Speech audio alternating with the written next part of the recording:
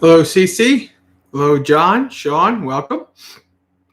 We're just giving it a couple minutes for people to come in, and then we'll get started.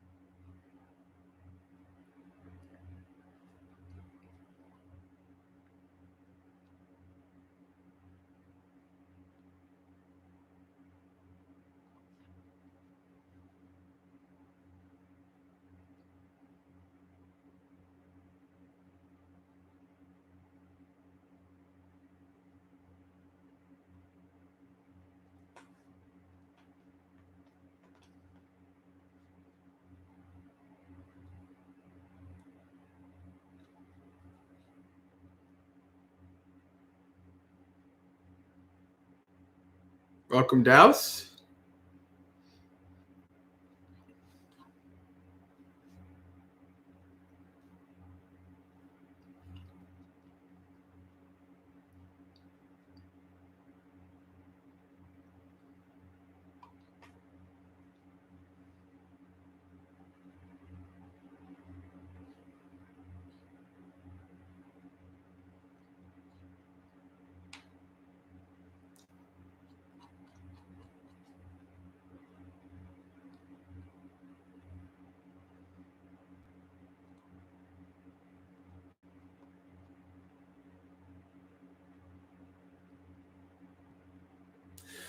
Let's see what we should do for the beginning chant.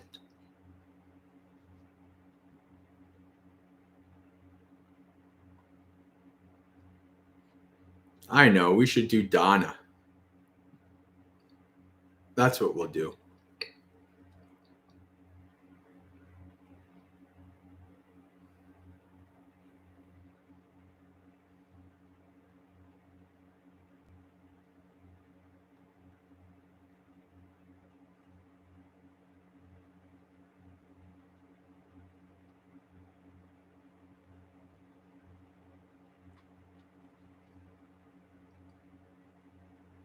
All right, let's get started. The little tick says there's 7, so I don't know how many we actually have. Maybe a couple people who aren't on the chat list. So welcome everybody. We'll get started. Hello, Michael. Michael, you are from Australia, correct? Am I remembering from last week? Hence why the good morning.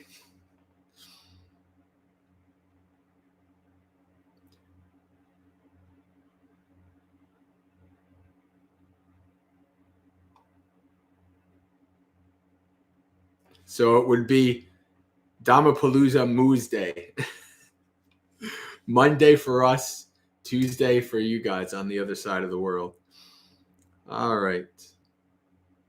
Okay, we'll get started with our chanting. Maggaseka Chanting Book, page 87, about Dana. Douse is halfway around in Eastern Europe. All right. Dana.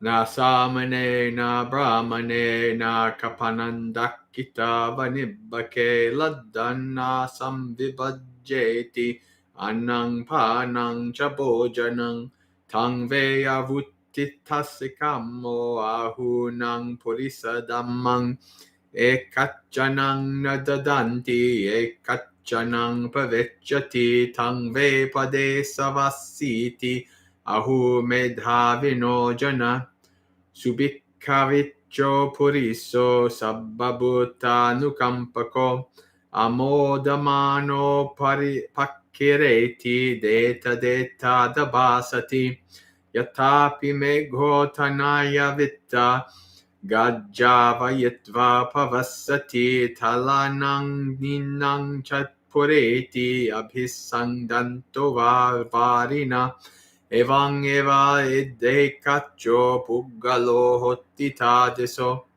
Dhammena samvaritvana uttana digatang danang.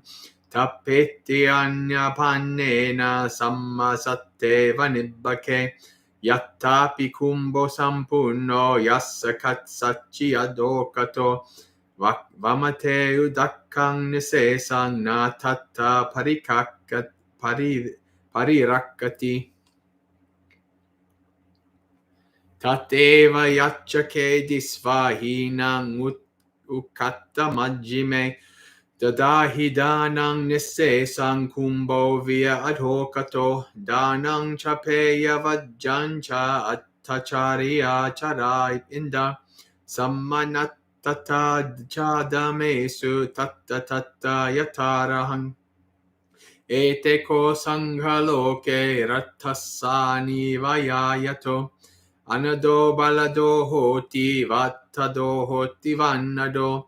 Yanado sukado hoti dipado hoti chakudo. Socha sabbadado hoti yo dadati upasayang. Amatang daddadocha sohoti yo dhammang anusassati. All right, let's do the English. Giving, not with recluses or Brahmins, neither with the poor and the needy, does the base man share his food, or give drink with sustenance. People say that the selfish man is like a drought, a rainless sky. One who shares his wealth with some, but does not give gladly to others, is only like a local shower. In such a way the wise describe him. But one who rains down bountiful gifts, gladly giving here and there, out of compassion for all beings, and who always says, give, give. This type of person is like a giant cloud filled with rain, thundering and pouring down refreshing water everywhere, drenching the highlands and the lowlands too, generous without distinctions.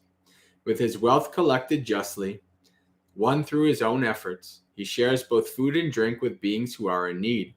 Just as a pot filled with water, if overturned by anyone, pours out all its water and does not hold any back. Even so, when you see those in need, whether low, middle, or high, then give like the overturned pot, holding nothing back. Generosity, kind words, doing a good turn for others, and treating all people alike. These bonds of sympathy are to the world what the linchpin is to the chariot wheel. Giving food, one gives strength. Giving clothes, one gives beauty. Giving transport, one gives sight. Giving lamps, one gives delight. Giving shelter, one gives all. But one who instructs in the Dhamma, the excellent teaching of the Buddha, such a person gives ambrosia. Sadhu, sadhu, sadhu. All right, friends, let's see who has joined us. Andrew, welcome. Maxwell, welcome. And Steve, welcome. Oh, Robert, good to see you, Robert. Okay, friends. So, welcome to another Dhammapalooza, another Monday night. And what those of you who come to our Dhammapaloozas, you know what we do. But for anybody who might be new, I'll give a little explanation. So, Dhammapalooza is a 2-hour festival of Dhamma. It's a 2-hour gathering of community. Right? This is not a 2-hour come listen to Bhante J talk for 2 hours. That's not what this is. Right? This is meant to be a community gathering. Right? And you can consider me to be like the facilitator, the coordinator in a way. Right? So what does this mean? What kind of activities do we do at Dhammapalooza? Well, we do a bunch of different things related to traditional Buddhist practice, and we do the chanting, which we just did. Towards the end, we're going to do guided meditation. We will, in the middle, though, a lot of it's going to depend on you guys, right? What I like to do, I have backup suttas, and I have many topics I could just ramble on about. But what I like to do is kind of put the power of how this is going to be shaped and molded into your guys' hands. What that means is, as I'm talking and for the next couple of minutes, if you have any questions you'd like me to answer, if you have any topics related to Buddhism, meditation, monasticism, these topics that you'd like me to talk about, feel free to put that in the chat. Any specific Buddhist topics you'd like me to expand on, put that in the chat. Right. So, and also speaking of the chat is for everybody to talk, everybody to greet each other, say hello to each other, converse with each other. Even if I'm talking, right? If I'm answering a question or giving a spiel, if you guys are talking to each other in the chat and engaging in the conversation, that's not interrupting. There's nothing wrong with that. So please definitely do that. Say hello to each other, get to know each other, talk about make comments and discuss the different topics that we're going to be talking about. Okay? So for now, this is going to be a sutta reading or a Q&A or a Dhamma discussion. We don't know. It'll be up to you guys. So let's keep an eye on the chat for the next couple minutes or so and see how this is going to turn out.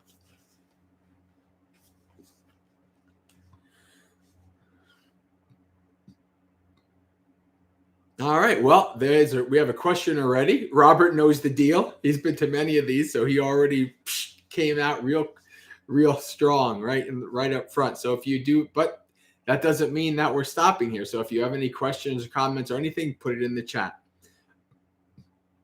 Any thoughts on sanghas that charge dues? I found a local Plum Village sangha, but they charge monthly dues, which rubs me the wrong way. This is interesting. Isn't Plum Village Thich Nhat Hanh? It's very, very, very rare that anything fully Buddhist charges any dues, at least that I know of. I'm Theravada, so I don't deeply know Mahayana. But as far as I know, even most, in Mahayana, that wouldn't be the case. Now, what do you mean by charge dues? Because there are places that have memberships, maybe you give donations or whatever, you become a member and you get certain perks or whatever. Even Bhavana Society had that years and years ago, but Bhante G nixed that after a while. He's like, this is no good. That's not the same as you have to pay to hear a talk or pay to do this. So do you know specifically what those dues allow you to engage with?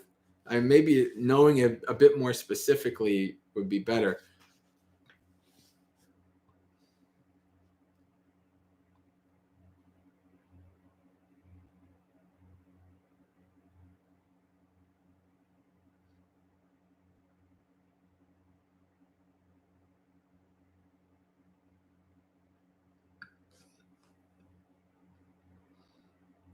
Yeah, Dallas, level 10 platinum membership, otherwise known as the Anathapindika level. That's the level 10 platinum membership, Anathapindika level.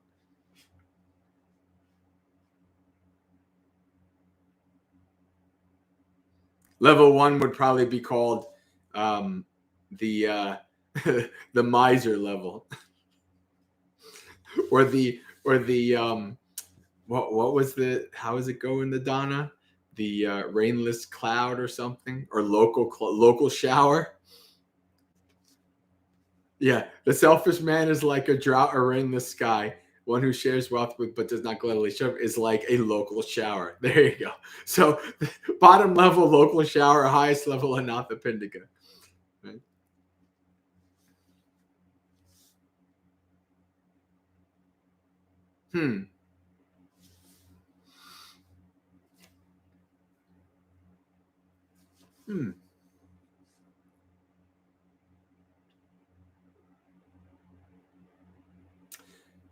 Robert's saying, now, those people who are going to be able to watch this later, I do set it so that they can see the chat. So keep an eye on the chat, and so I don't have to repeat everything that's said here. But it's basically saying, it seems like considered to be a full member of the Sangha and attend the retreats, you are expected to pay into the kitty.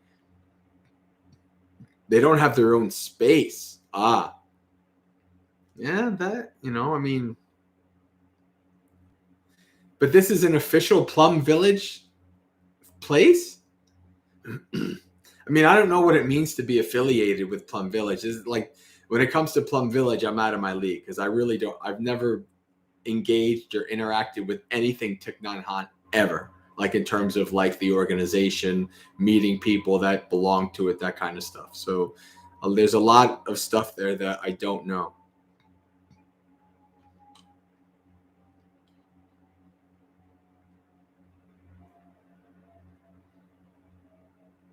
This is a tough topic, especially in a place outside of Buddhist countries, right? This is a tough topic because it's like, well, let me put it this way. This stuff is kind of on my mind because of me thinking about what I'm doing in Colorado, right? The ideal is that you let the Dhamma market decide, as they say.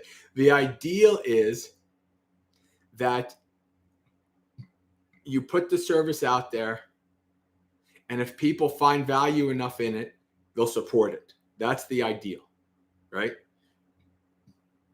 Places like Bhavana Society, Bodhinyana Monastery, like so Ajahn Brahm, Bhante Ji. You hear their stories, and like they started out, like Ajahn Brahm started out sleeping on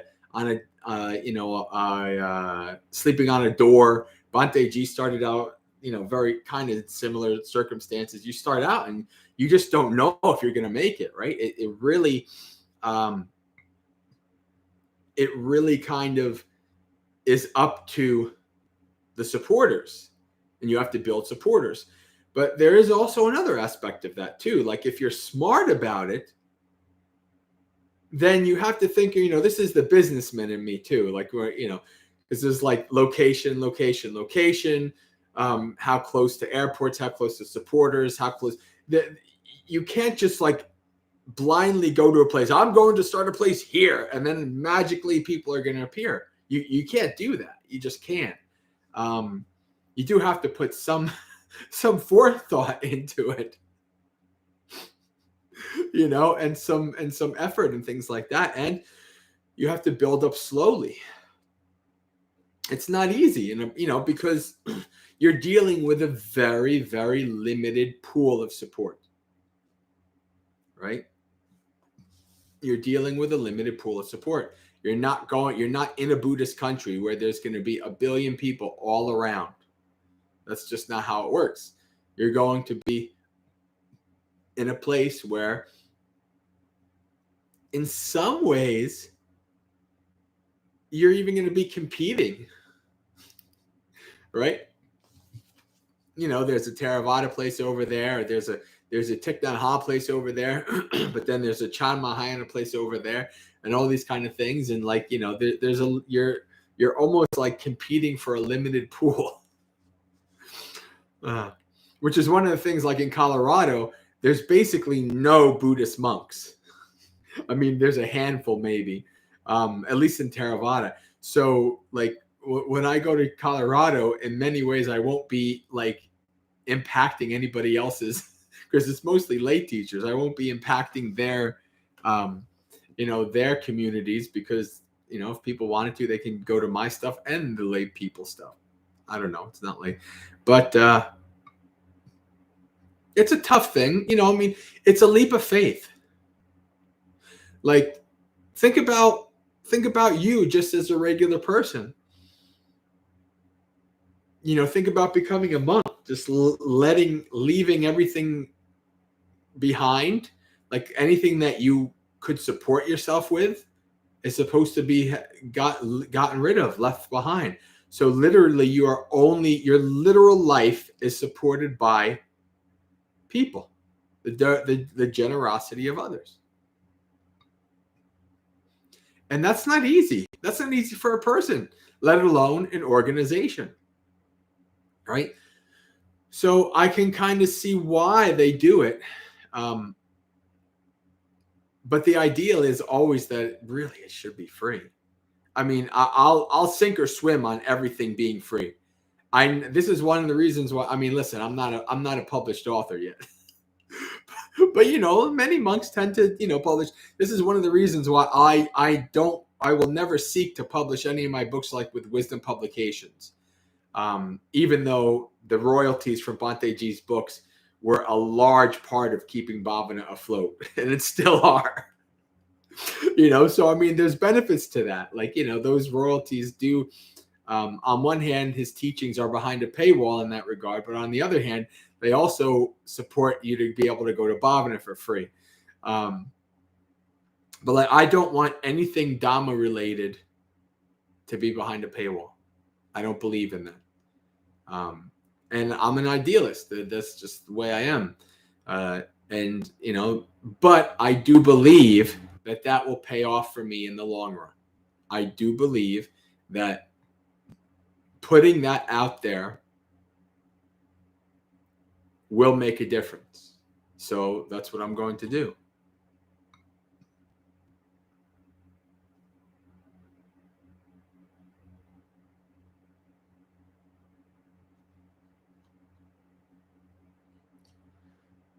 All right, just some comments.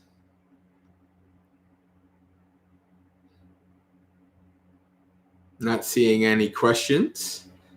Our moderator's not here today. Adriana's not here today. I wonder if she's okay. I'm sure she's okay. But perhaps since it's so close post-Christmas with family, she's busy today.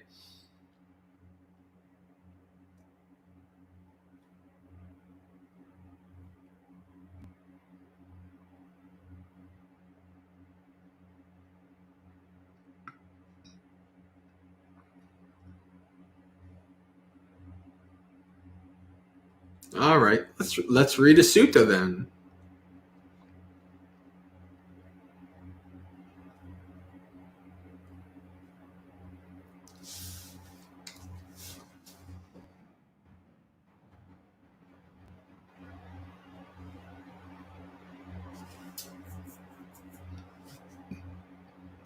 So the sutta we will read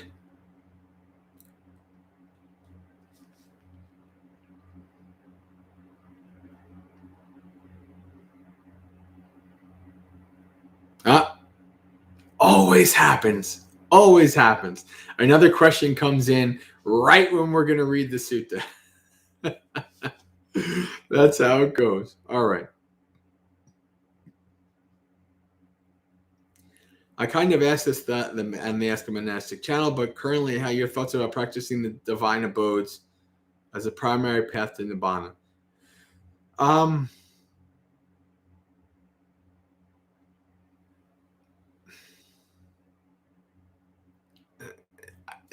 The path to Nibbana is a bit too.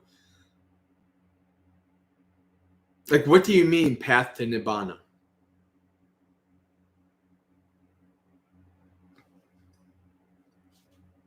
Because I'll tell you right off the bat, just practicing the divine messengers, the divine abodes, even in and of themselves, will not bring you to awakening.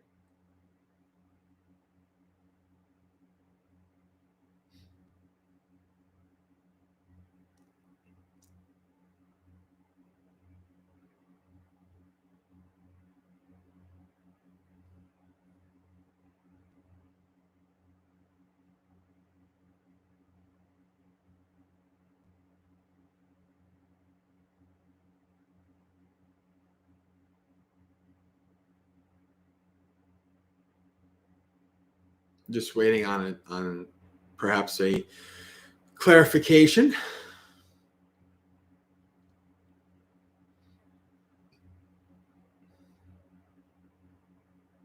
The divine abodes, the Metta, Karuna, Mudita, Upekkha, right? Limitless goodwill,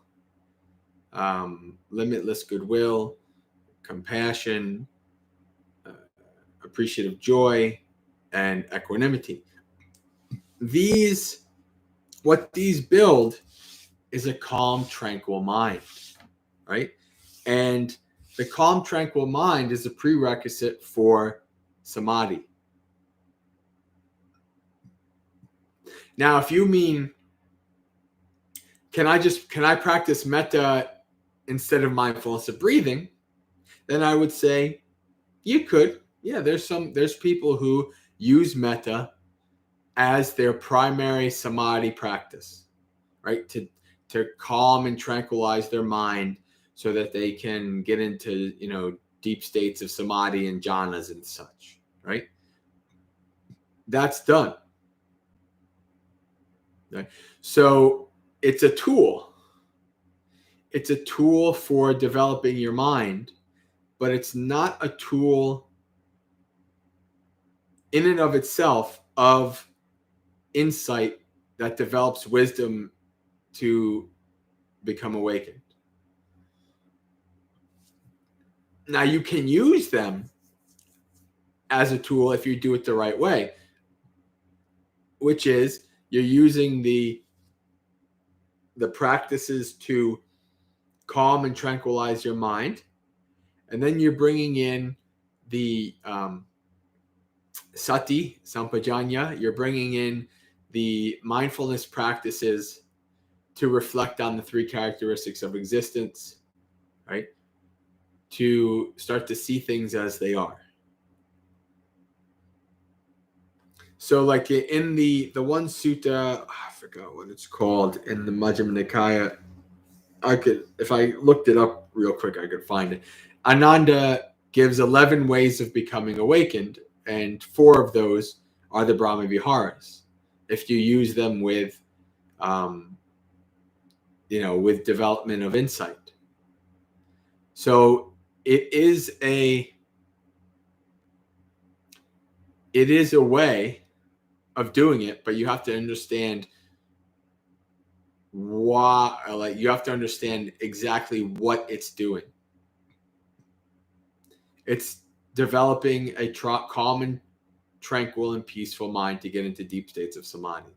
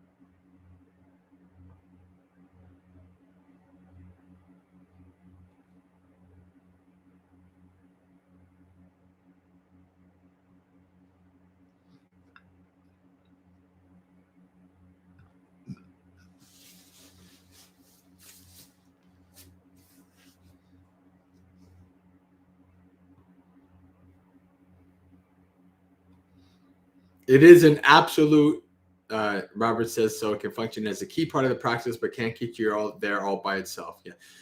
There's really,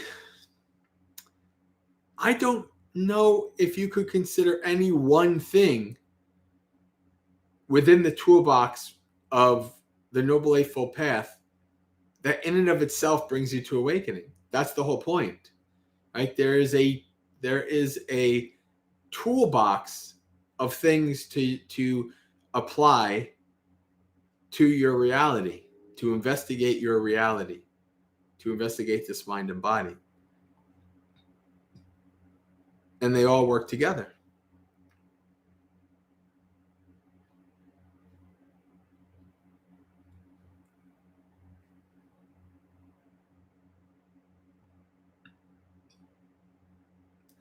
All right, why don't we read our sutta with asalayana. So I have heard.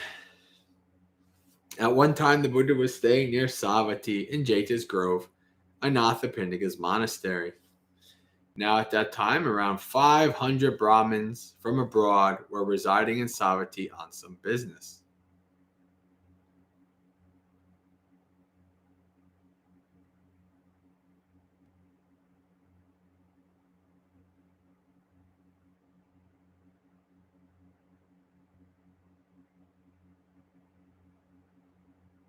Then those Brahmins thought, this ascetic Gautama advocates purification for all four classes. Who is capable of having a dialogue with him about this? Now, at that time, the Brahmin student. So right off the bat here, right? The ascetic Gautama advocates purification for all four classes. So we're talking about the caste system. All right, we're talking about the Brahmins, the highest caste, the mouth, the head of Brahma. We're talking about the Kshatriyas, which was the caste the Buddha was from, which is the rulers and the warriors. And then below them, I don't know the Pali words for. Below them were the merchants, and below them were the workers, like the lowest caste. Right, what we now would know as the untouchables, right? And so the lower you go, the least pure you are. And so they're saying, wait a second, this ascetic says that all classes can be purified. Let's go have a little chat with this guy. Now at that time, the Brahmin student Asalayana was residing at Savatthi. He was young, newly tonsured. He was 16 years old. He had mastered the 3 Vedas together with their vocabularies, ritual, phonology, and etymology, and the Testament as 5th. He knew philology and grammar and was well versed in cosmology and the marks of a great man. So we have here a 16-year-old prodigy. Right? A 16-year-old genius who has mastered all of these things just at 16.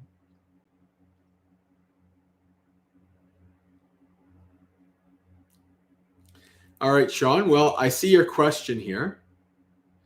Why don't we, since we started the sutta, we'll finish up the sutta, and then I'll come back to your question.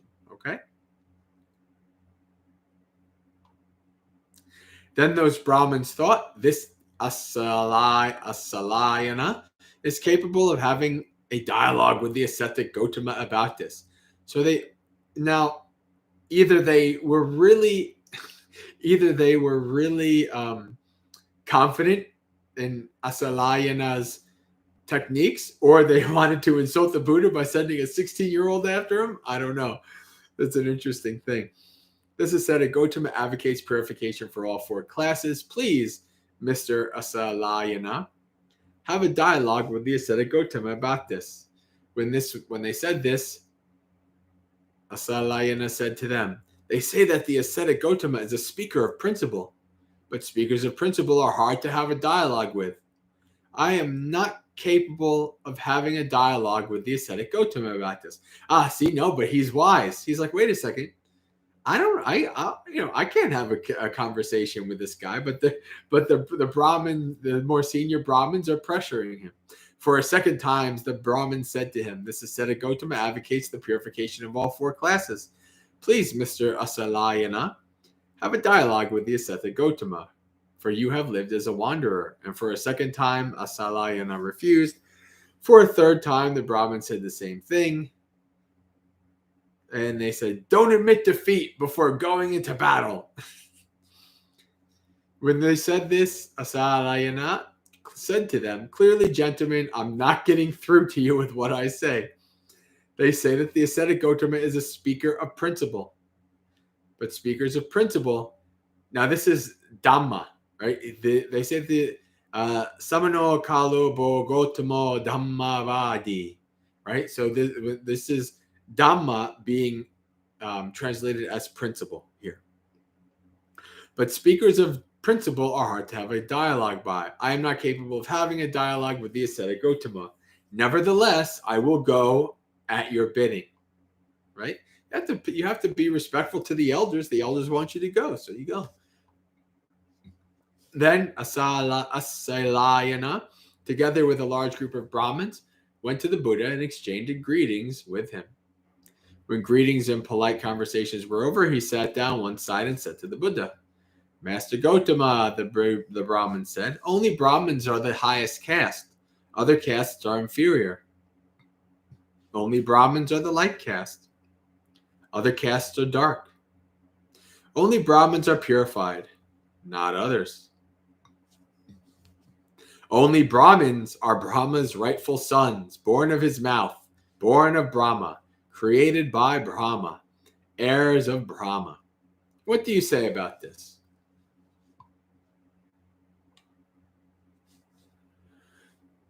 Buddha's replies, but Asalayana, Brahmin women are seen menstruating, being pregnant, giving birth, and breastfeeding. Yet even though they're born from a Brahmin womb, they say, only Brahmins are highest caste, other castes are inferior. Only Brahmins are the light caste, other castes are dark. Only Brahmins are purified, others not others.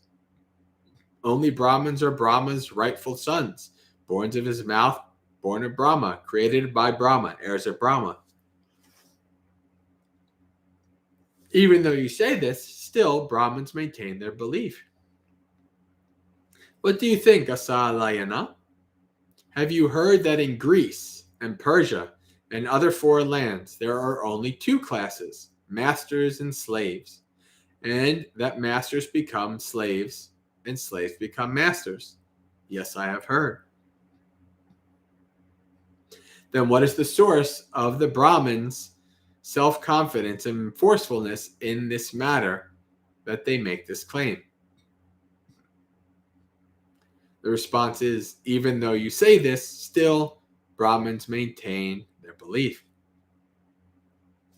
What do you think, Asalayana? Suppose an aristocrat, so this is the Kshatriyas, this is that level of warriors and rulers that the Buddha is from. This is being translated as aristocrat. Suppose an aristocrat were to kill living creatures, steal and commit sexual misconduct, to use speech that's false, divisive, harsh, or nonsensical, and to be covetous, malicious, and with wrong view. When their body breaks up after death, they're reborn in a place of loss, a bad place, the underworld, hell. Would this happen only to an aristocrat, not a Brahmin? Excuse me. Or suppose a merchant or a worker were to act in the same way. So a merchant is Vesova and I guess Sudova for the worker. Or a worker were to act the same way. Would that result befall only a merchant or a worker, but not a Brahmin? No, Master Gautama. So Buddha is going right off the bat to actions. He's going right off the bat to kama and vipaka, actions and the fruit of your actions. And he's asking all four levels. It's like, if they did these things and then they, afterwards they reap the fruit of their actions, would this only be in connection with one of these four castes? And the response is, no, Master Gautama. If they acted the same way, the same result would befall an aristocrat, a Brahmin, a merchant, or a worker. Buddha's got him right where that's the first hook. Right? For if any of the four classes were to kill living creatures, steal, and commit sexual misconduct, to use speech that's false, divisive, harsh, or nonsensical, and to be covetousness, malicious, with wrong views, then when their body breaks up after death, they'd be reborn in a place of loss, a bad place, the underworld, hell. Now, what is the source? The Buddha's like, okay, well, since you've agreed, what is the source of the Brahmin's self-confidence and forcefulness in this matter? They make this claim. And so his response is to the Buddha, even though you say this, still the Brahmins maintain their belief. Notice he's not saying, still I believe. He's saying still the Brahmins believe. What do you think, Asalayana? Suppose the Brahmin were to refrain from killing living creatures, stealing, committing sexual misconduct, from using speech that's false, divisive, harsh, and nonsensical, and from covetousness, malice, and wrong view. When their body breaks up after death, they're reborn in a good place, a heavenly realm. Would this happen only to a Brahmin and not to an aristocrat, a merchant, or a worker? No, Master Gautama. If they acted the same way, the same result would befall an aristocrat, a Brahmin, merchant, and worker. For if any of the four classes were to refrain from killing living creatures, etc., etc., etc., after death they'd be reborn in a heavenly realm, then what is the source of the Brahmin's self-confidence and forcefulness in this matter, as they claim? So the Buddha is making kind of like a logical, making a logical progressive argument. And basically he says, the young Brahmin saying, even though you say this, still Brahmins maintain their belief, right? It's like, here are these facts and you agree with the facts, but why are they believing this then? What's going on here? What do you think, Asalayana? Is only a Brahmin capable of developing a heart of love, free from enmity and ill will for this region, and not an aristocrat, merchant, or worker? No, Master Gautama. Aristocrats, Brahmins, merchants, and workers can all do so. For all four classes are capable of developing a heart of love, free of enmity and ill will for this region. Then what is the source of the Brahmin's self-confidence and forcefulness in this matter that they make this claim?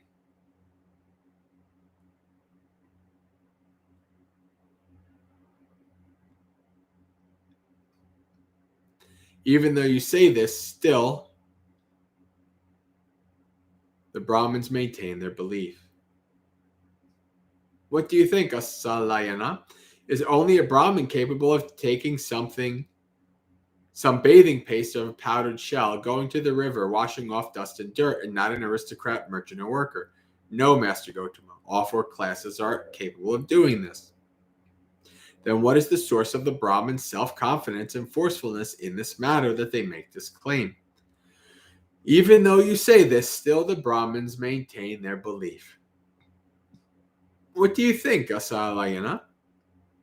Suppose an anointed aristocrat king were to gather 100 people born in different castes and say to them, please, gentlemen, let anyone here who was born in a family of aristocrats, Brahmins, or chieftains take a drill stick made of teak, sal, frankincense wood, sandalwood, or cherry wood, light a fire, and produce heat.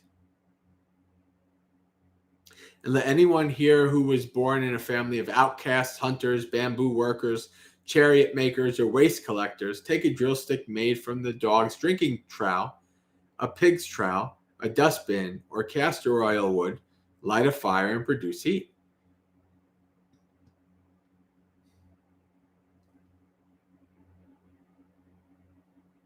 So there's two kinds. So teak, sal, frankincense wood, sandalwood, cherry wood. These are all, sturdy wood.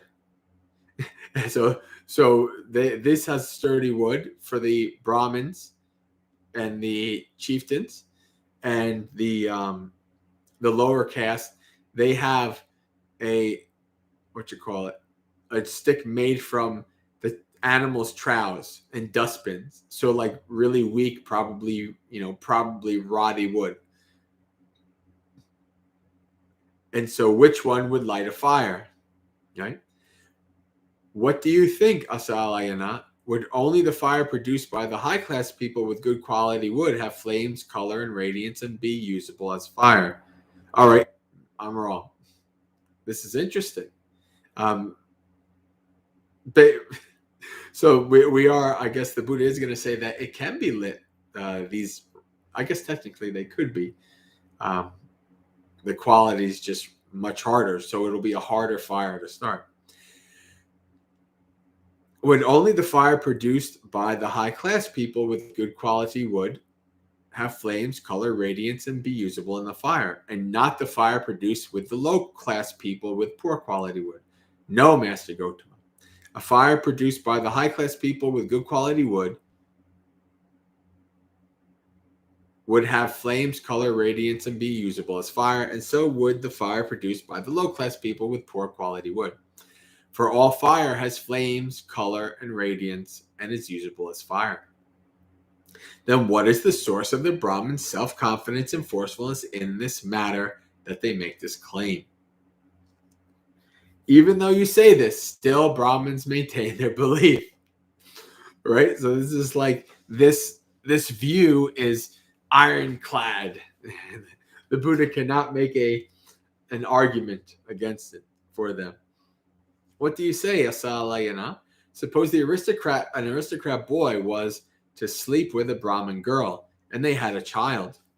Would that child be called an aristocrat after the father, or a Brahmin after the mother? They could be called either, he says. What do you think, Asalayana? Suppose a Brahmin boy was to sleep with an aristocrat girl, and they had a child. Would that child be called an aristocrat after the mother, or a Brahmin after the father? They could be called either. What do you think, Asalayana? Suppose a mare were to mate with a donkey, and she gave birth to a mule. And for those of you who never knew how a mule was given born, now you know. Horses and donkeys mating. Would that mule be called a horse after the mother, or a donkey after the father? It's a mule, as in it's a crossbreed. I see the difference in this case, but not in previous cases. So this is Asalayana saying, I see the difference here. What do you think, Asalayana? Suppose there were two Brahmin students who were brothers who had shared a womb. One was an educated reciter, while the other was not an educated reciter. Who would the Brahmins feed first at an offering of food for ancestors, an offering of a dish of milk rice, a sacrifice, or a feast for guests? They'd first feed the student who was an educated reciter. For how could an offering to someone who was not an educated reciter be very fruitful? Now, you see this this human view of trying to give, and you see this in Buddhism even today, where you see this view of like, I want to give to the being who I'm going to get the most back from, the most fruit, the most bang for my buck.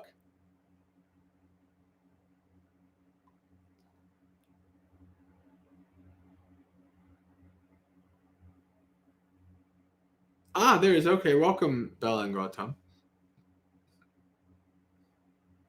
What do you think, Asalayana? Suppose there were two Brahmin students who were brothers who had shared a womb. One was an educated reciter, but was unethical, of bad character, while the other was not an educated reciter, but was ethical and good character. Who would the Brahmins feed first?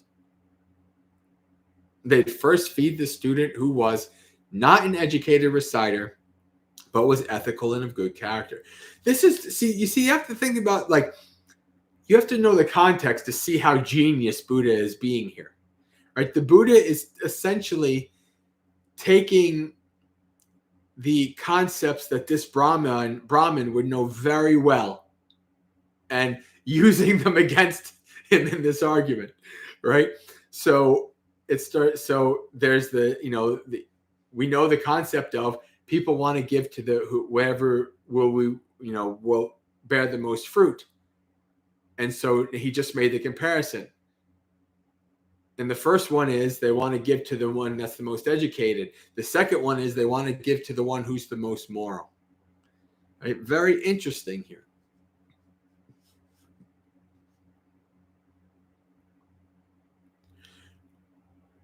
Firstly, you rely now this is the Buddha. Now the Buddha we're coming close to the end. So Buddha is starting to wrap up things here. Firstly, you relied on birth, Asalayana. Then you switched to education.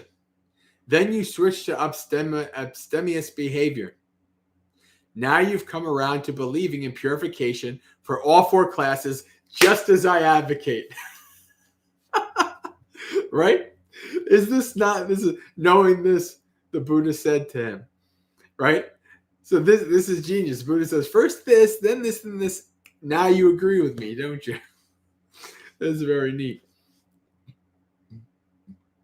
And so the Buddha said to him, once upon a time, Asalayana, 7 Brahmin hermits settled in leaf huts in the wilderness region. They had the following harmful misconception. Only Brahmins are the highest caste. Other castes are inferior. Only Brahmins are the light caste. Other castes are dark. Only Brahmins are purified, others not others. Only Brahmins are Brahma's rightful sons, born of his mouth, born of Brahma, created by Brahma, heirs of Brahma. The hermit Devala, the dark, heard about this. So he did up his hair and beard, dressed in magenta robes, put on his boots, grasped a golden staff, and appeared in the courtyard of the 7 Brahmin hermits. Then he wandered about the yard, saying, where, oh where have those Brahmin hermits gone? Where, oh where have those Brahmin hermits gone? Then those Brahmin hermits said, who's this wandering about our courtyard like a cowpoke? All right, that's an interesting translation by Bhante Sujato. I wonder, I'm just checking the Pali real quick to see. A young cowherd. There it is. Yep. So cowpoke works fine. A young man, an insolent village youth, a young cowherd. Those are 3 ways of translating this.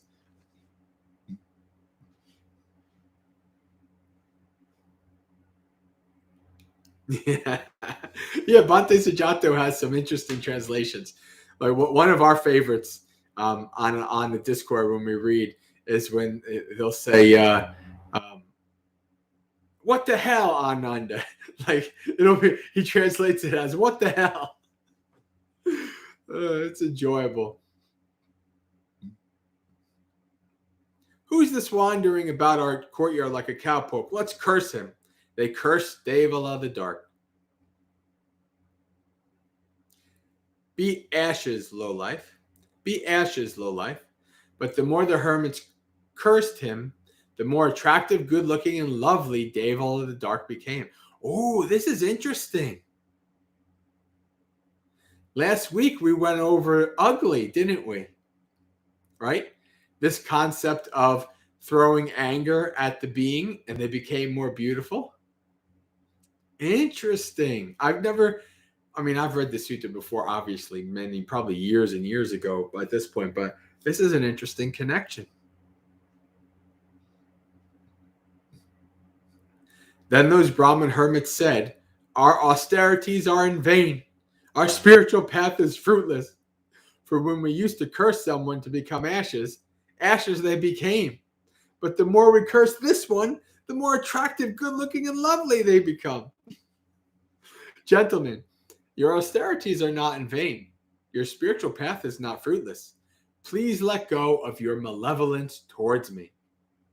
We let go of our malevolence towards you. But who are you, sir? Have you heard of the hermit Devala the Dark? Yes, sir. I am he, sirs. Then they approached Devala and bowed to him. Devala said to him, I heard that when the 7 Brahmin hermits had settled in leaf huts in the wilderness region, they had the following harmful misconceptions. Only Brahmins are the highest caste, other castes are inferior. Only Brahmins are the light caste, other castes are dark. Only Brahmins are purified, not others. Only Brahmins are Brahma's rightful sons, born of his mouth, born of Brahma, created by Brahma, heirs of Brahma. That's right, sir. But do you know whether your birth mother only had relations with a Brahmin and not with a non-Brahmin? Ooh, we don't know that. But do you know whether your birth mother's mother back to the 7th generation only had relations with a Brahmin and not with a non-Brahmin? We don't know that. But do you know whether your birth father only had relations with a Brahmin woman and not with a Brahmin, a non-Brahmin? We don't know that. Now, this is interesting. So the Buddha's talking about like ancient Brahmins, ancient from their time. So like 1,000 years before that, maybe a couple hundred years. And so what has later come to be is the way that you know you're a pure Brahmin is by you trace your genealogy back 7 generations. So at this point, they weren't doing that, right? So this is the Dave of the Dark is saying, do you know this? And they're like, no, we don't know this. But do you know whether your birth father only had relations with a Brahmin woman and not a non-Brahmin? We don't know. Do you know whether your father's fathers back to the 7th generation only had relations with a Brahmin and not a non-Brahmin? We don't know that. But do you know how an embryo is conceived? We do know that, sir. An embryo is conceived when these 3 things come together. The mother and father come together. The mother is an infertile part of her menstrual cycle, and the spirit being reborn is present. But do you know for sure whether that spirit is an aristocrat, a Brahmin, a merchant, or a worker? Ooh, Dave of the Dark is as badass as Buddha in this regard, right? Well, Buddha is telling the story, obviously, but we see this. Do you know that this being, this Gandhaba, do you know, is this Gandhaba one of these 4? Right? And they say, we don't know that. In that case, sirs, don't you know what you are? In that case, sir, we don't know what we are. So even those 7 Brahmin hermits were stumped when pursued, pressed, and grilled by the seer Devala on their own doctrine of ancestry. So how could you succeed being grilled by me now on your own doctrine of ancestry, you who have not even mastered your own teacher's doctrine? When he had spoken, Asalayana said to him, excellent, Master Gotama. From this day forth, may Master Gotama remember me as a lay follower who has gone for refuge for life. So remember, Asalayana didn't want to go and argue with the Buddha, right? He, in some ways, maybe he was a bit more accepting of the Buddha's doctrine from the beginning than the others. That's why he's like, I'm not going to go argue with the Buddha. Why am I going to go argue with this Gotama? Right? And so through this reasoned argument, he's like, yeah, I'm a Buddhist now. Right? Very interesting sutta, at least for me. I mean, maybe if you're a brand newbie, it's kind of a little, what would you call it? A little shop talky, right? There's a lot of cultural context and background, which I love, which helps me understand the Dhamma. But for a newbie, it might be a little tough. But I hope I made it a little bit more easy to understand and fun. Because when you really know the context and understand what's going on, it's quite interesting.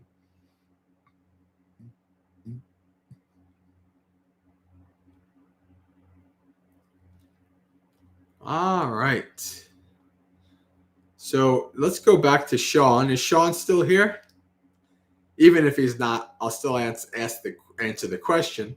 But if he is, I'd like him to be here because he asked the question. Continue to meditation in Buddhism. I have been meditating more lately. See, Michael, here we have another person who's new. I have been meditating more lately, and I find I feel very blank towards many ordinary life things. I'm not suffering this state, but I also am doing less. Advice. Okay. What exactly do you mean by blank towards many ordinary things? I think I need some more clarification to really kind of give you a better answer in that regard. I kind of think I understand where you're coming from, but I'd like you to clarify if possible.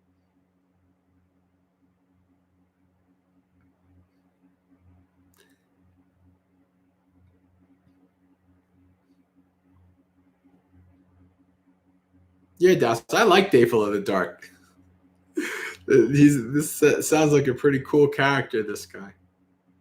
With his magenta robe and golden staff.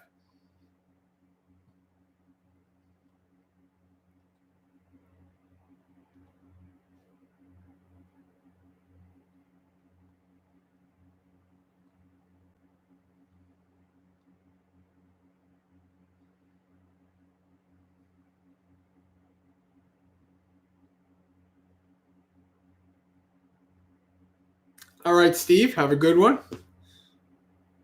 Thanks for coming.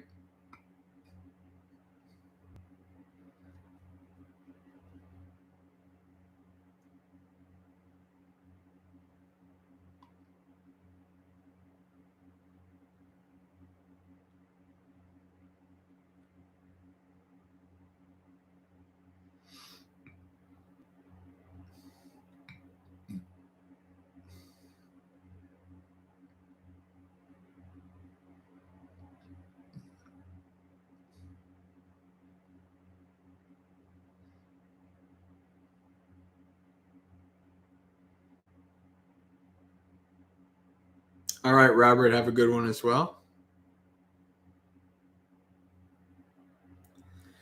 I don't know if Sean is giving his more clarification, but oh, there it comes. Sean is saying, for me, when I say blank, it's a feeling that is almost a lack of interest or motivation for doing things, though I'm not suffering. I'm just not as involved as I would have been. Like doing basic, regular, everyday chores, or like doing things that you used to find entertainment.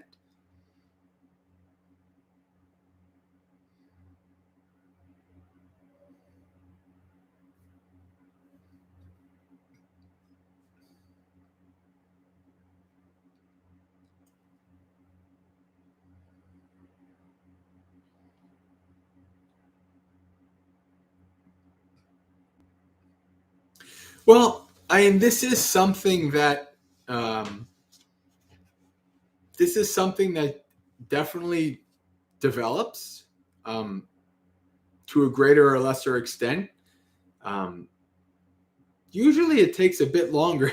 Usually, it's not something that a newbie experiences, but what it could be a symbol, a sign of, is your first kind of glimpses into understanding things in a deeper level than you did before, because you never paid attention. Right now you're starting to pay attention, right? And now maybe even some things are more interesting, right? Maybe your priorities are starting to change. You're finding maybe you start to have things that are a higher priority, right? Sometimes, a lot of times people start out saying that they don't have time to meditate, but really what they mean is there's more important things that I'd rather do than meditate. Okay? And the deeper you go, the less number of things are more important than your practice. All right. So long as it's not like reaching somebody who's clinically depressed and like they can't do their basic everyday chores and work and taking care of themselves and all that stuff. I mean, if you get to that level, there might be something wrong. But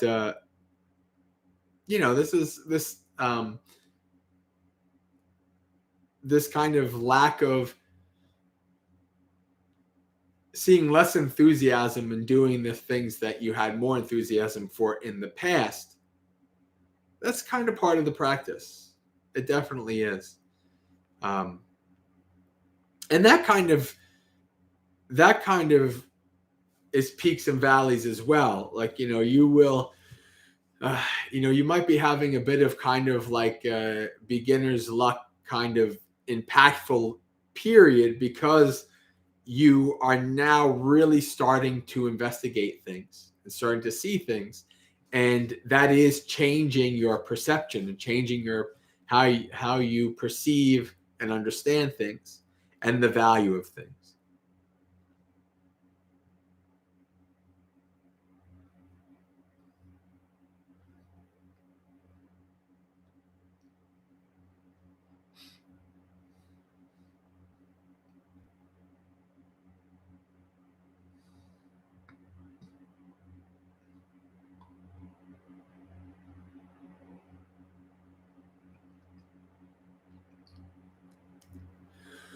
Michael says, asked, does anyone else have trouble sleeping after meditation? I'm new to meditation as well. It's not so much a restlessness or amped up, more like a good cup of tea rather than Red Bull. Trouble sleeping after meditation. That's interesting. I don't know if I've heard that before. Because for a lot of people, like meditating is what, at night is what helps them get to sleep. Having trouble sleeping after meditation. The one thing I could say, or at least the only thing that really comes to my mind, is the fact that actually Dowse might be, I'm going to have to explain that, but Dowse might actually have called it right there. But what was coming to my mind was the fact that because, you're meditating, and this can kind of, advanced meditators don't need as much sleep. That's because they get their rest during their meditation in many ways. But now Dowse triggered something else in my mind that is probably better. It's probably more what it is, right? Maybe too concentrated during meditation. Yeah, but maybe this kind of exertion, right? If you're exerting yourself too much, agitating the mind up too much, that might also be a good reason as to why you're having trouble sleeping. Which do either one of these two things sound like they make any sense? Hi, Briar Rose. Welcome.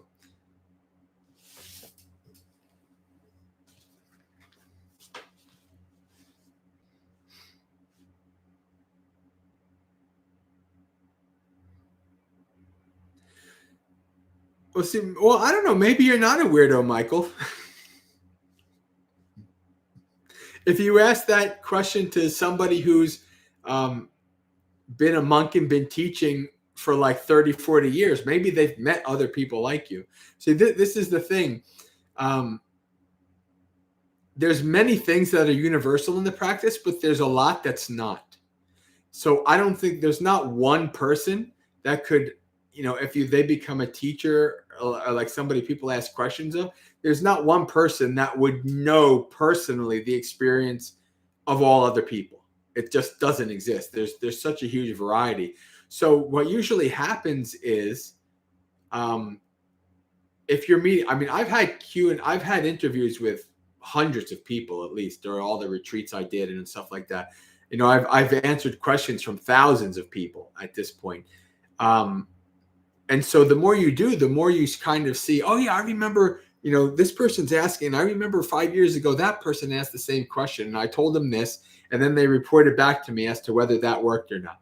Right. So like you kind of get this like working understanding of how things are. But for me, this is definitely the first time I've ever heard this experience. This is a first one for me.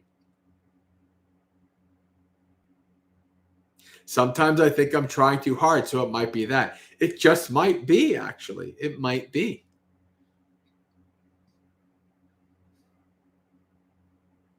I just practice earlier in the day. So what I would suggest in bed is practicing like Metta. Practice Metta, right? Like when you lie down, practice Metta. I don't really suggest practicing mindfulness of breathing because then you kind of trigger like an association of mindfulness of breathing with sleep. I mean, you could technically do the same thing with Metta, but Metta is usually more active. So it's a bit harder in the middle of the day if you're practicing Metta to fall asleep, right? Then in the middle of the day to practicing mindfulness of breathing to fall asleep. So try Metta, right? Like when you lie down, practice Metta, right? Even the Buddha, that's one of the benefits. If you practice Metta before bed, you go to sleep peacefully, you have no nightmares, and you wake up peacefully. So 3 out of the 11 benefits of Metta right there. Yes, there is Metta and there's Metta, right? Metta is like meta-analysis, meta-study, right? Like a meta-study is a study of hundreds of other studies, right? So this is not Metta, or now this new thing that Facebook guy is trying to put together, the metaverse. That's not what this is. This is Metta. 2 T's.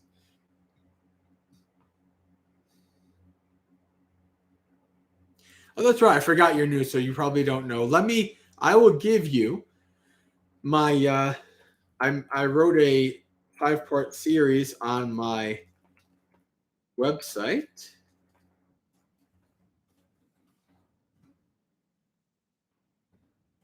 All about learning how to practice Metta.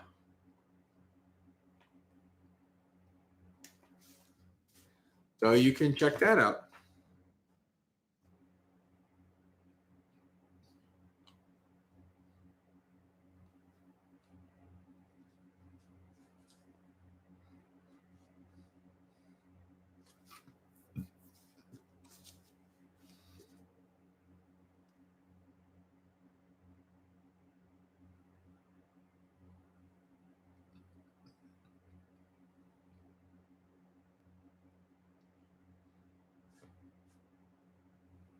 All right. So we're coming up to 45 minutes left. What I'll do is I'll give it another minute or two to see if there's any questions. And if the chat's calm and quiet, it's a quiet night today. And I understand it's only 2 days after Christmas. And most people are probably still off. So, so I understand why Dhammapalooza is a bit quiet tonight. So if nobody has anything else, then we can start our meditation. And Douse can go to bed.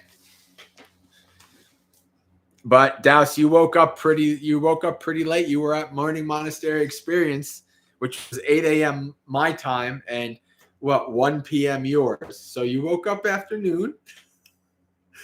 You've been up only a little bit more than 12 hours. You could stay up if you were. No, I'm just kidding.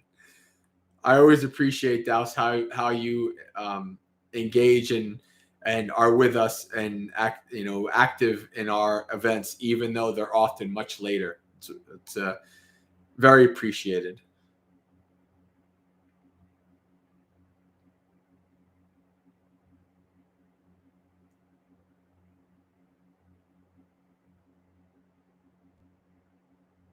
Aha! As soon as the meditation starts, everybody heads out.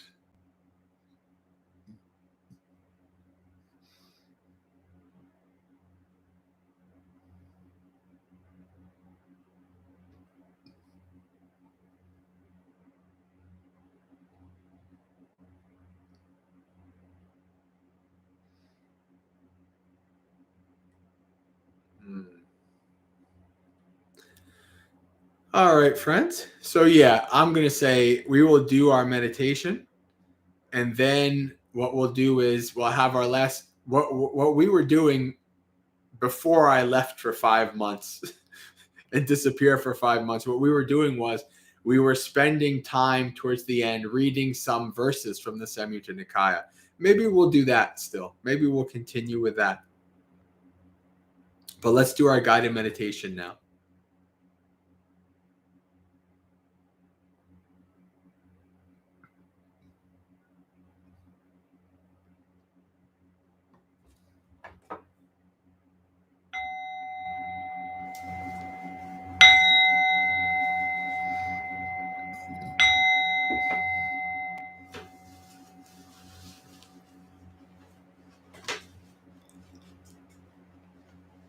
Sit down and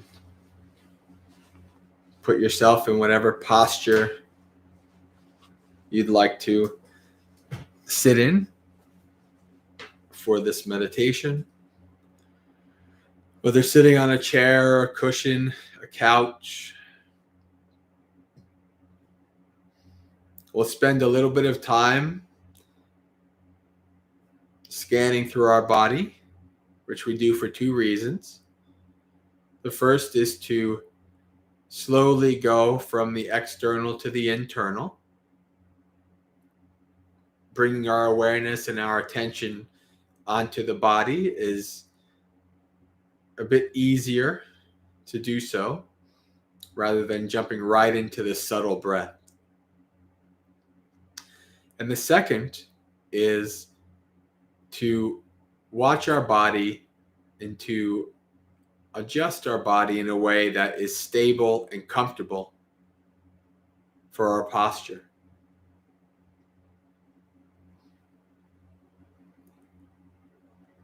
Bring your awareness to your toes.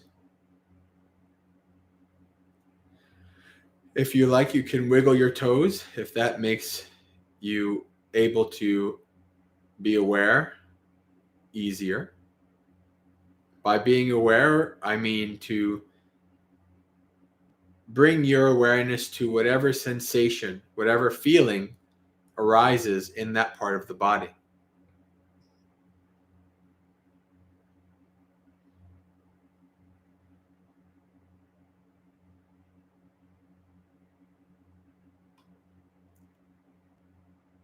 As we're doing this, if you have trouble coming into contact with some sensation, you can ask yourself, what do I see? What do I feel?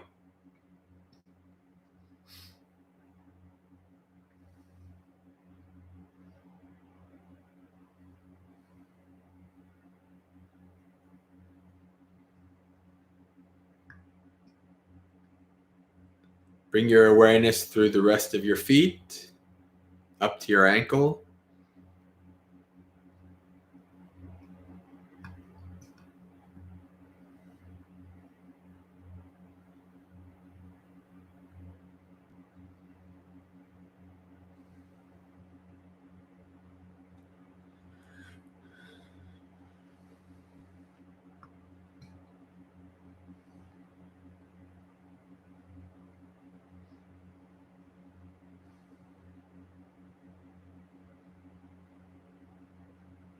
Up through your calves to your knees.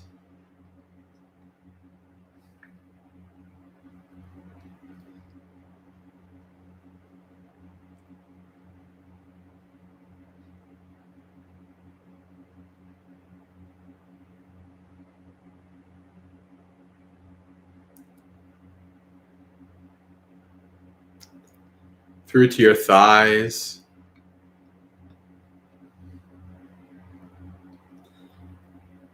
You can ask yourself, such as, what is the feeling of the thighs pressing against the couch or the cushion, the chair?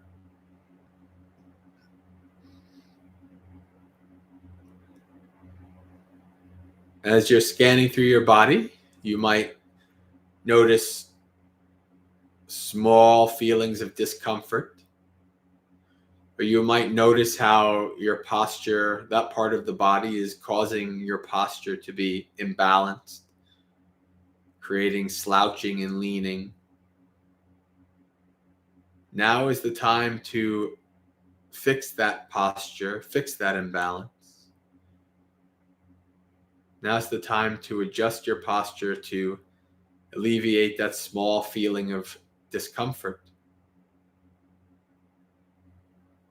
Because if you notice small imbalances in pain now, the longer you meditate, the larger those will grow. So in the beginning, it's okay to shift and adjust as much as need be so that you can later on sit more calm and still and peaceful. The less you move, the easier it will be to go deeper.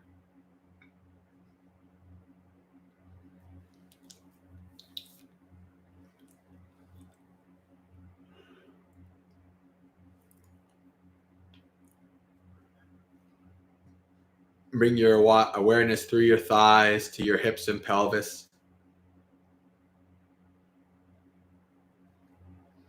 Your lower body acts as a foundation for your upper body. If the lower body is in a good, stable posture, the upper body will rest comfortably and stable as well. Check to see that the posture of the hips and pelvis support a neutral spine, right? Not causing the spine, the upper body to lean and slouch.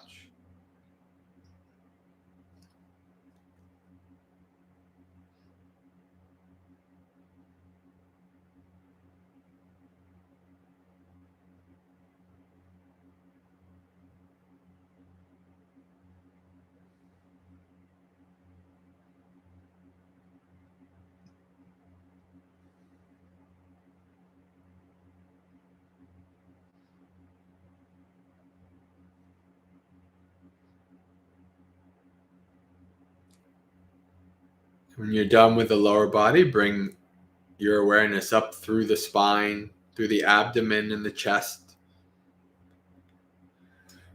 checking for balance.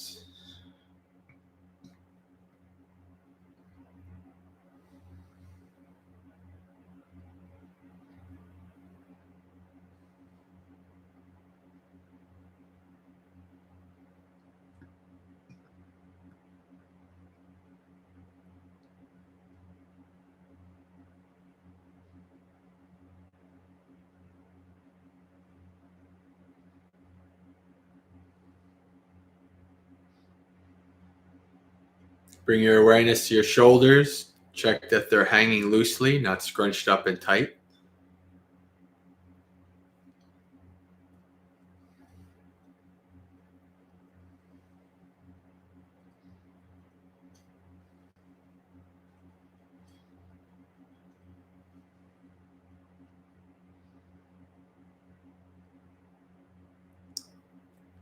Come down through to the elbows and hands. Position of the elbows and hands has a greater impact on your posture. So check the position and see what it's doing to your upper body. The position of your spine.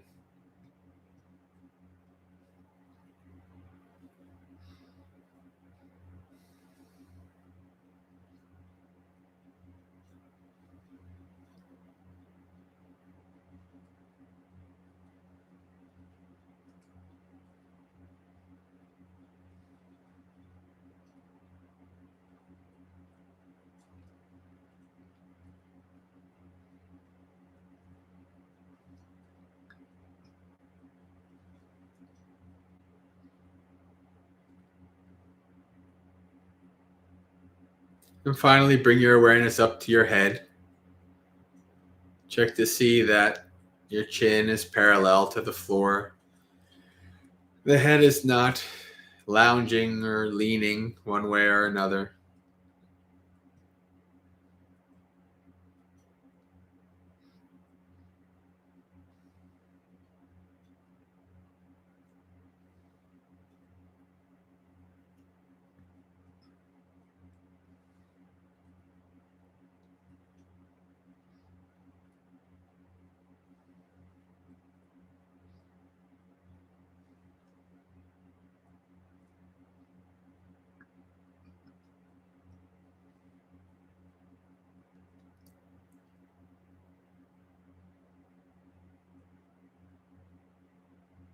And when you're done setting up your body in a stable and comfortable position, let go of the body and take 3 deep breaths.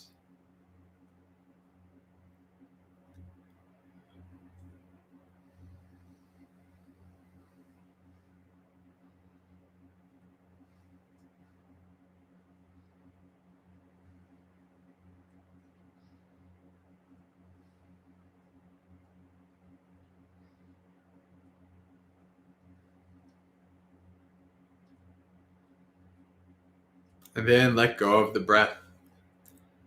From here on in, we do not wish to manipulate or control the breath in any way. This body has been breathing from the moment you were born and will continue to do so until the second you die. It doesn't need you to do its job. Your job is to simply observe, investigate the breath, to stay with it as this body breathes in and this body breathes out.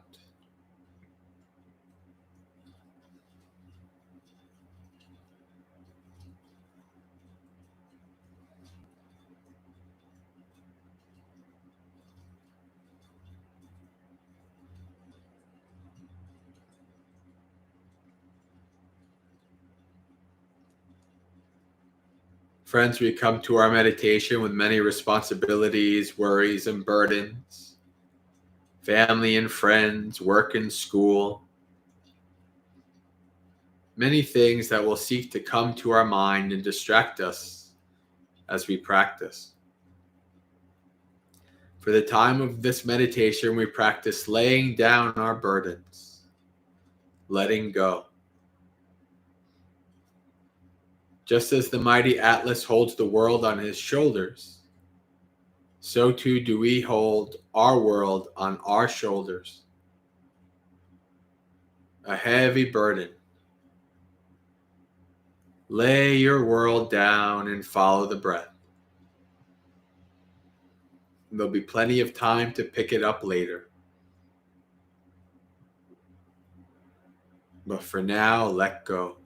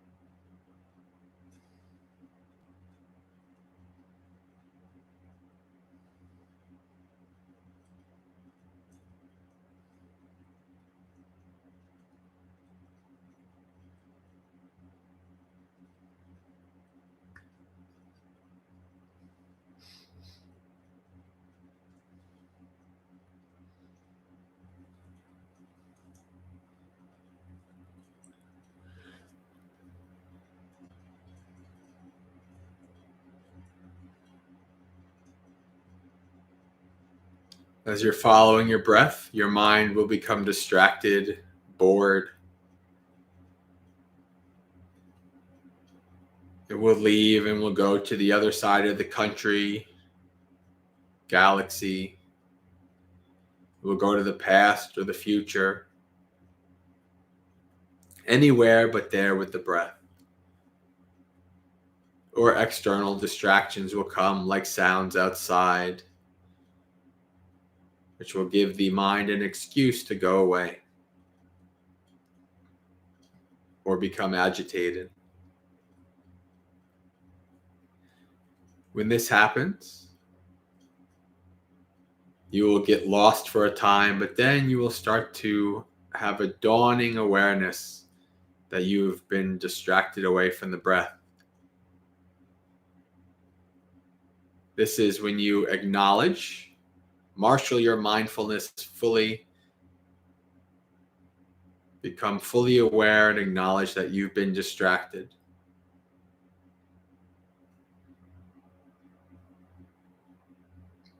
Then let go of the distraction. To do this, we mean not to get agitated and try to push it away, nor to get attached to it and want to think about it more and build it up, but simply to not give it any energy, to let it be. If you let it be, it will go just as it came.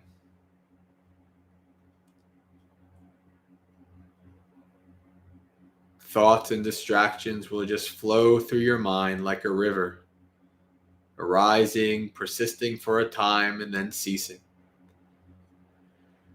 All while you follow the breath.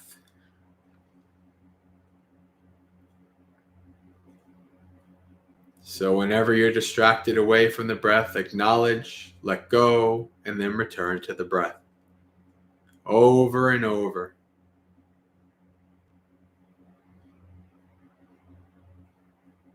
If you get distracted 100 times in a minute, then simply acknowledge, let go, and return 100 times in a minute.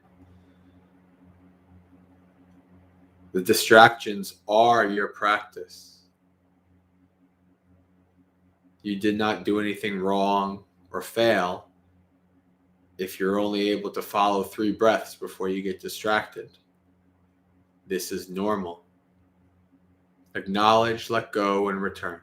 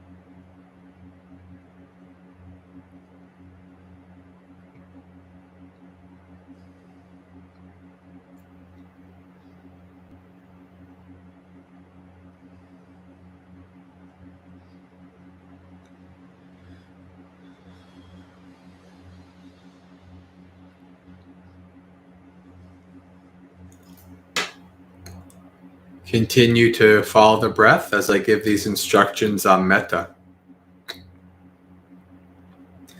Metta practice can be done with words and or visuals. Both will be provided for this guided meditation. You can use one or the other or both or neither. The purpose of practicing metta is to develop a mind of limitless goodwill for all beings, to develop a mind that counteracts the mind of aversion and hatred, resentment towards others.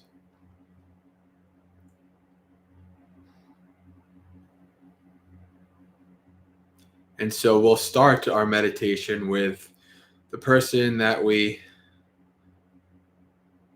might be the most agitated about, that we might dislike the most, maybe even hate the most. The person that we have the most expectations towards. That person is ourselves.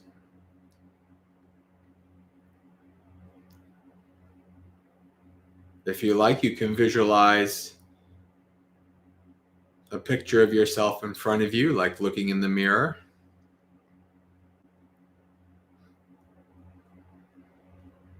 And you can focus your goodwill towards that person, towards you, like you would your best friend.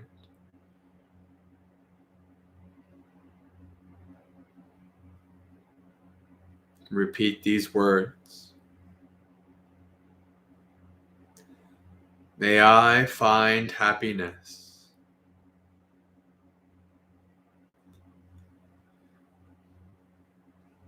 May I find peace.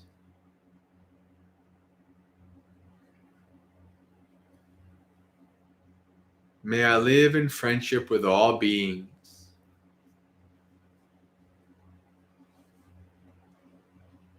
May I find release from suffering.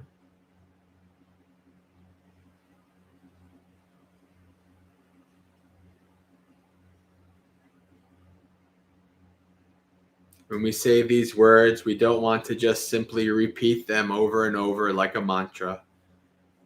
We want to really put our heartfelt, warm feelings of friendliness behind these words, like we're speaking to our best friend, our family members.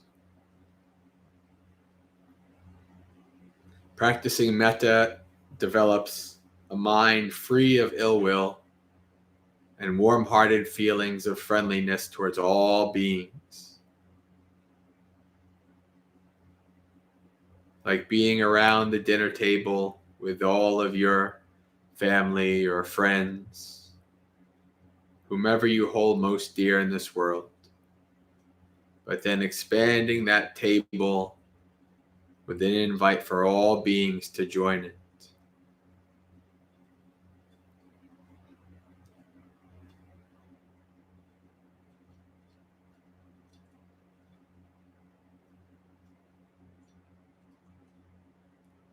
But for now, keep the metta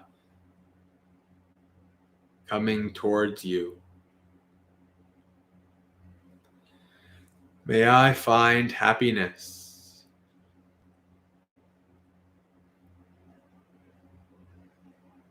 May I find peace.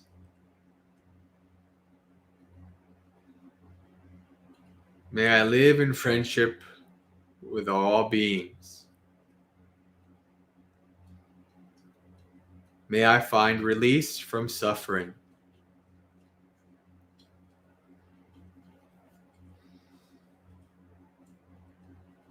If you like, you can imagine a sphere around you. Permeate and suffuse that sphere with your goodwill. Fill it up completely. Totally immerse yourself in the middle of that sphere of goodwill.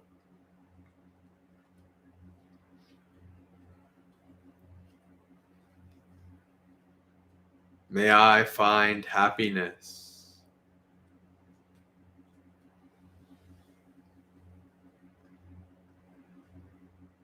May I find peace.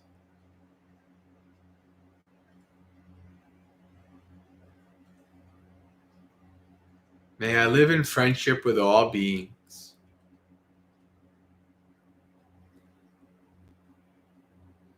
May I find release from suffering.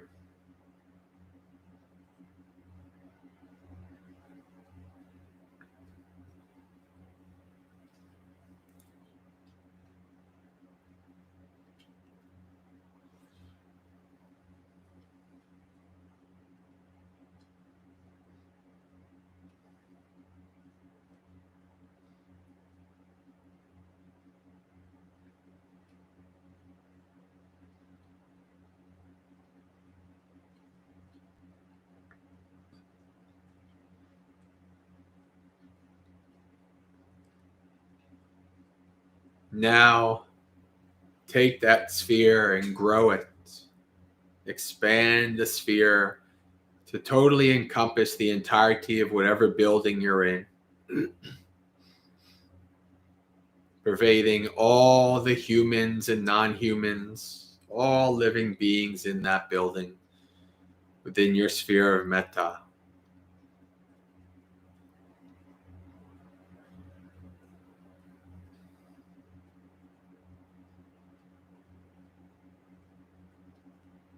May all of us in this building find happiness. May all of us find peace. May all of us live in friendship with each other.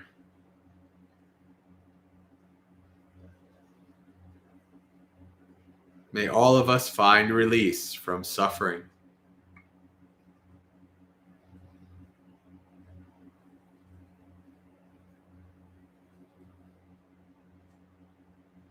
We say all of us from here on in because this, all of us, includes you.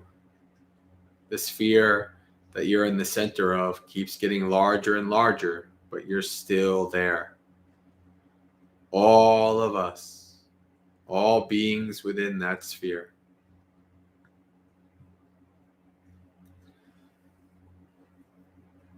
Bring your sphere to encompass the entirety of the town you reside in, or village.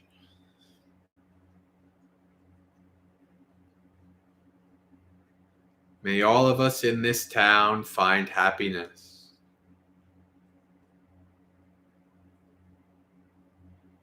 May all of us find peace. May all of us live in friendship with each other. May all of us find release from suffering.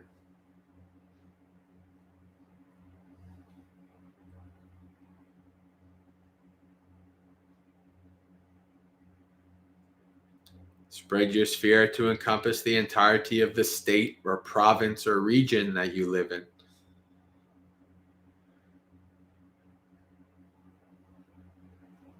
May all of us here find happiness. May all of us find peace. May all of us live in friendship with each other. May all of us find release from suffering.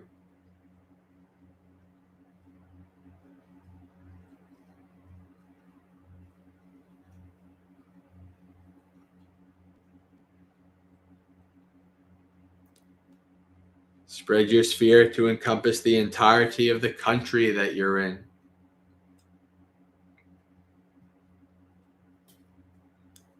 May all of us in this country find happiness. May all of us find peace. May all of us live in friendship with each other. May all of us find release from suffering.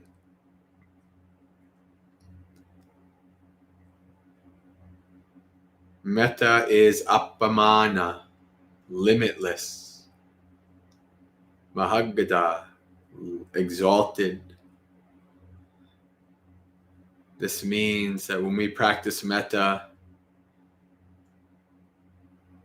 political affiliation doesn't matter, religion doesn't matter, sex, race, sports team, socioeconomic class, all the way that we categorize and group ourselves. Metta is limitless. It breaks through barriers. We do not exclude any being anywhere from our limitless goodwill. We can always include all of us.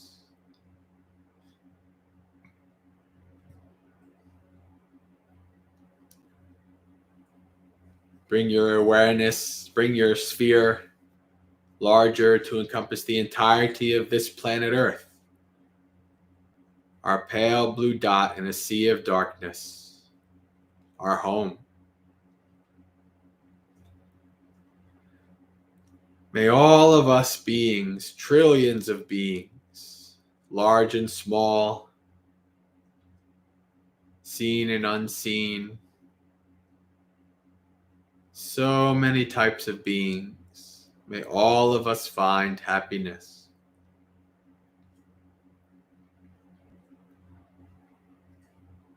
May all of us find peace. May all of us live in friendship with each other. May all of us find release from suffering.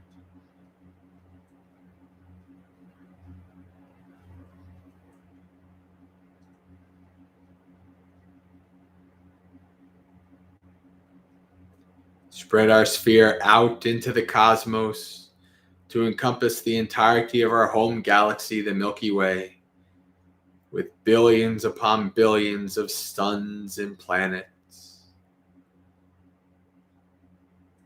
Whatever beings may be out there in the Milky Way, totally encompass this galaxy in your sphere of metta.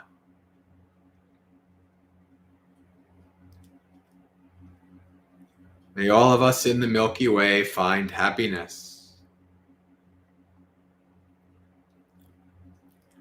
May all of us find peace.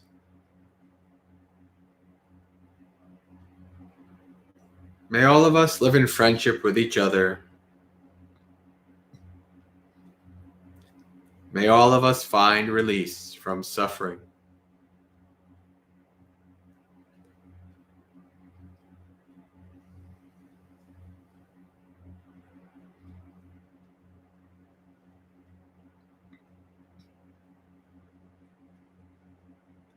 Spread your sphere out further into the cosmos to encompass the entirety of this universe and beyond. Wherever there are beings in existence, anywhere. May all of us in existence find happiness.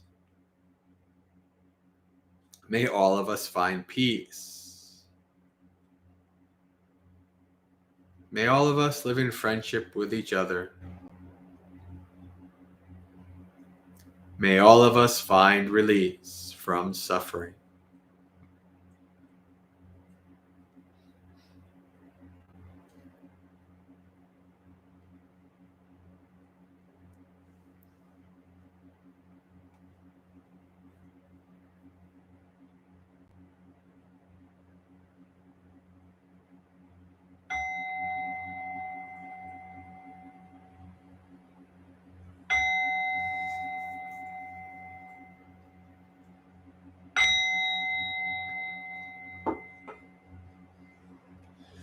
Slowly come back through the universe, galaxy, world, country, state, house, opening your eyes, being aware of the external, the room that you're in, the live stream with your Dhamma friends.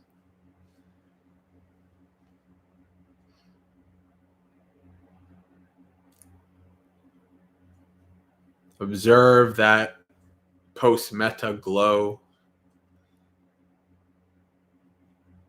Check in with your mind. See how your mind has changed from when you started the meditation and now that you've ended. Observe that.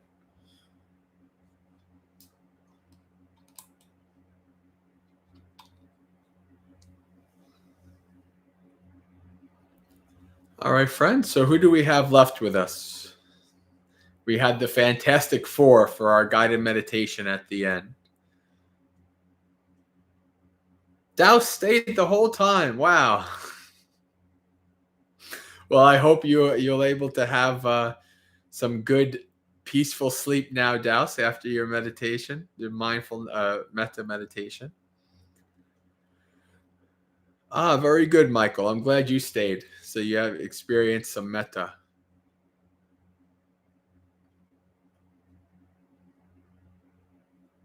Ah, good, Cece. All right, friends. So we have come to the end of yet another Dhammapalooza, friends. A more subdued Dhammapalooza tonight, but a good one. Very good Dhamma-filled Dhammapalooza. So let's do our sharing of merits at the end.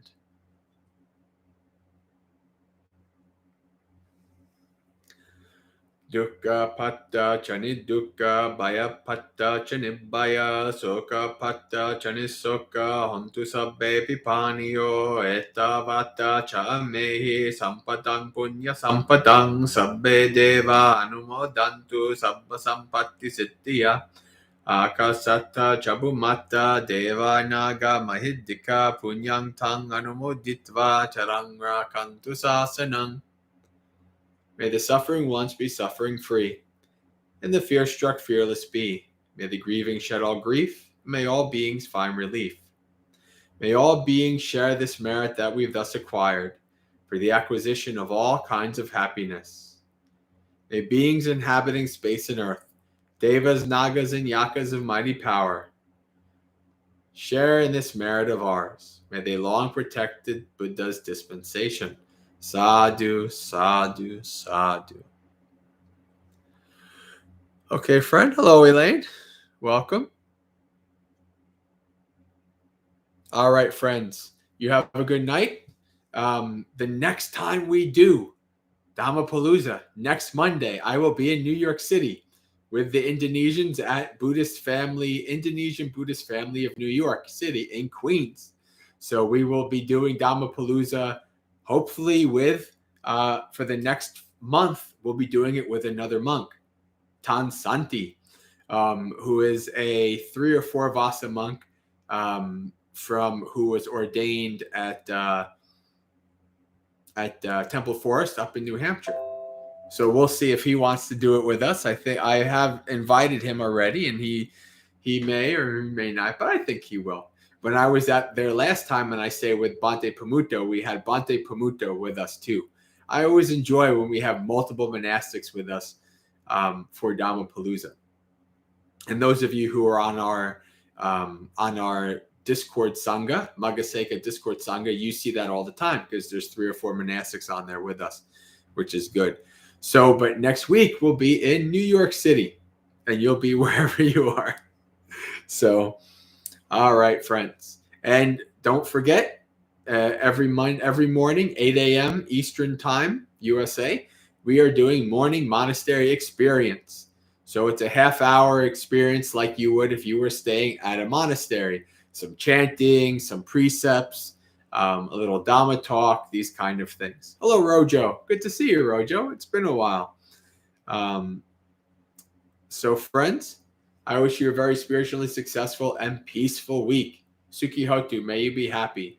Practice well and be well. And I hope to see you on some future of our live streams, either morning or Dhammapalooza, or any of the videos I put out. I hope they're beneficial, and I hope that you can engage and join with us in the Magasega community. Sukhi Hotu.